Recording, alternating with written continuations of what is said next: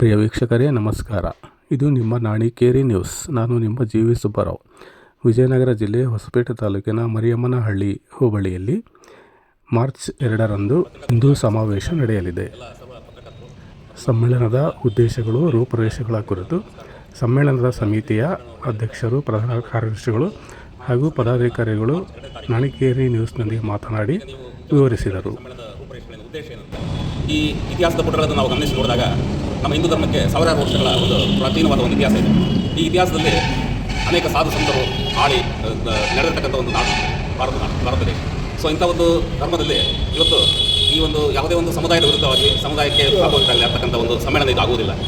ನಮ್ಮ ಧರ್ಮದಲ್ಲಿ ನಡೀತಕ್ಕಂಥ ನಮ್ಮಲ್ಲಿರ್ತಕ್ಕಂಥ ಒಂದು ಐಕ್ಯತಾ ಮನೋಭಾವವನ್ನು ಹೆಚ್ಚಿಸೋದಕ್ಕೆ ಎಲ್ಲ ಒಂದು ಕಡೆ ನಶಿಸಿ ಹೋಗುತ್ತಿರ್ತಕ್ಕಂಥ ನಮ್ಮ ಸಂಸ್ಕೃತಿ, ಸಂಸ್ಕಾರ ಇವನ್ನೆಲ್ಲವನ್ನು ನಾವು ಮತ್ತೆ ಮೇಲ್ಛಾವಣಿಗೆ ತರೋದು ಈ ಒಂದು ಸದುದ್ದೇಶದಿಂದ ಈ ಒಂದು ವಿಶೇಷವಾದಂಥ ಒಂದು ಸಮ್ಮೇಳನವನ್ನು ಮರಿಯಮ್ಮನಹಳ್ಳಿ ಹೋಬಳಿ ಮಟ್ಟದಲ್ಲಿ ಪ್ರಥಮವಾಗಿ ಇತಿಹಾಸದಲ್ಲಿ ನಡೆದಿರಲಿಲ್ಲ. ಇದನ್ನು ಪ್ರಥಮವಾಗಿ ಇಲ್ಲಿ ಆಯೋಜನೆ ಮಾಡಬೇಕಂತ ಹೇಳ್ಬಿಟ್ಟು ಎಲ್ಲ ಮುಖಂಡರು, ಮರಿಯಮ್ಮನಹಳ್ಳಿ ಮತ್ತು ಸುತ್ತಮುತ್ತಲಿನ ಹೋಬಳಿ ಗ್ರಾಮದ ಮುಖಂಡರು ಪಕ್ಷಾತೀತವಾಗಿ ಇದನ್ನು ನಡೆಸಿಕೊಡ್ಬೇಕು ಅಂತ ಹೇಳ್ಬಿಟ್ಟು ನನ್ನನ್ನು ಅಧ್ಯಕ್ಷನಾಗಿ ಆರಿಸಿ ಇದಕ್ಕೊಂದು ಜವಾಬ್ದಾರಿಯನ್ನು ಕೊಟ್ಟಿದ್ದಾರೆ.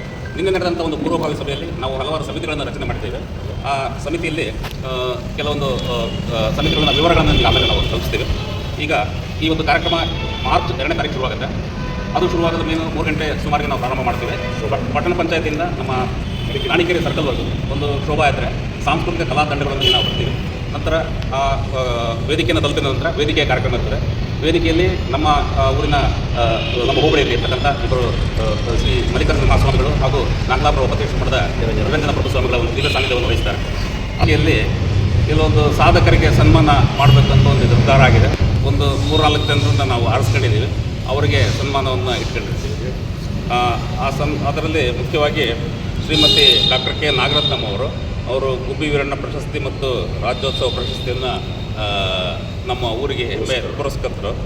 ಶ್ರೀಮತಿ ಮಂಜಮ್ಮ ಜೋಗ್ತಿಯವರು ನಮ್ಮೆಲ್ಲರಿಗೂ ಗೊತ್ತಿರೋಂಗೆ ಪದ್ಮಶ್ರೀ ಪುರಸ್ಕೃತರು. ನಂತರ ಡಾಕ್ಟರ್ ಅಬ್ಬಿ ಅಮ್ಮಣ್ಣ ಸರ್ ಅವರು ರಾಜ್ಯೋತ್ಸವ ಪ್ರಶಸ್ತಿಯನ್ನು ಪಡೆದಿರ್ತಕ್ಕಂಥ ಹಿರಿಯ ವೈದ್ಯರು. ಈ ಮೂವರಿಗೂ ನಾವು ಸನ್ಮಾನ ಇಟ್ಕೊಂಡಿರ್ತೀವಿ. ಡೊಳ್ಳು ಕುಣಿತ, ಆಮೇಲೆ ನಂದಿಕೋಲು ಮತ್ತು ಗೊಂಬೆಗಳ ಕುಣಿತ, ಸಮಾಳ, ನಂದಿಕೋಲು ಕಲಾ ತಂಡಗಳು ಮುಕುಂದಗುಡಿಯವರು. ಆಮೇಲೆ ನಂದಿಕೋಲು ಮತ್ತು ಗೊಂಬೆಗಳ ಕುಣಿತ ಲಕ್ಷ್ಮಣ ನಾಗಲಾಪುರದಲ್ಲಿ.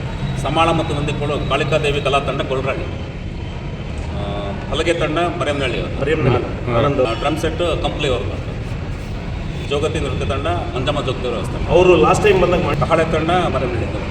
ಇದು ಏನು ನಮ್ಮದು ಕಾರ್ಯಕ್ರಮ ಮುಗೀತದೆ, ಅದು ಮುಗಿದ ನಂತರ ಈಗ ಅದನ್ನು ಕೂಡ ಪ್ಲ್ಯಾನ್ ಮಾಡ್ತಾ ಇದ್ದೀವಿ. ಅವನ್ನ ಏನು ಕಾರ್ಯಕ್ರಮಗಳು ಮಾಡಬೇಕು ಅಂತ. ನಮಗೊಂದು 2 ತಾಸು ನಮಗೆ ಟೈಮ್ ಉಳಿಬೋದು. ಆ 2 ತಾಸಿಗೆ ನಾವು ಏನು ಕಾರ್ಯಕ್ರಮ ಮಾಡಲಿಕ್ಕೆ ಸಾಧ್ಯ ಆಗುತ್ತೋ ಅದನ್ನು ಕೂಡ ಪಟ್ಟಿ ಮಾಡ್ತೀವಿ. ಮಾಡಿ ನಿಮಗೆ ಅದನ್ನು ಕೂಡ ತಿಳಿಸ್ತೀವಿ ನಾವು ಮುಂದಿನ ದಿನಗಳಲ್ಲಿ.